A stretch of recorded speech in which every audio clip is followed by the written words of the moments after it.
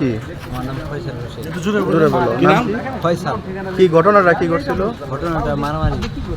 কিভাবে শুরু হলো?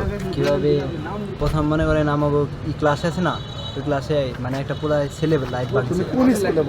আমি ইকাশি আদর্শ উচ্চ বিদ্যালয়ে পড়ি। আচ্ছা পরে লাইট ভাঙছে, লাইট ভাঙার পরে যে ওর নামটা দিছে, ওই আবার বলছে কেন লাইট ভাঙছিস। আমি যা বলছি যে আমার নাম বিচার কারণ ছাড়া বিচার দিলে কেন, তারপর আবার আর কি দুই এক কথায় আর কি বকা গালি গালা শুরু করছে। তারপর আর কি বিপ্লব নামে ছেলে, স্কুলের ছাত্র ছিল। আর দু এক কথা গালি গালা করে বাইরে গেছে, আমি তোর এইখানে হ্যান তেন করে বাইরে গেছে। বাইরে যায় হেরে বাইরের কিছু কোলাবান নিয়েছে। তার বাবার নাম জানো? না, বাবার নাম গ্রাম কোথায় এটা জানো? গ্রাম চান ওই জায়গা আর কি কৃষি। সবাইকে শিখি। পরে কি দিয়ে মারছে?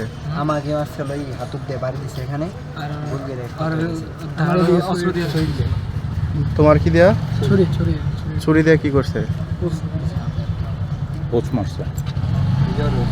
নাম বলতে পারো? কে কে আইসা পোস্ট মারতে বাড়ি দিছে, এদের নাম জানো? এই ছুরি ছিল শান্ত, বিপ্লব, জোরে বলো। মাসুদ, তারপর শান্ত, নাবিল, বিপ্লব, জি মাসুদ। নাবিল, নাফিস, তারপরে এই মাসুদ।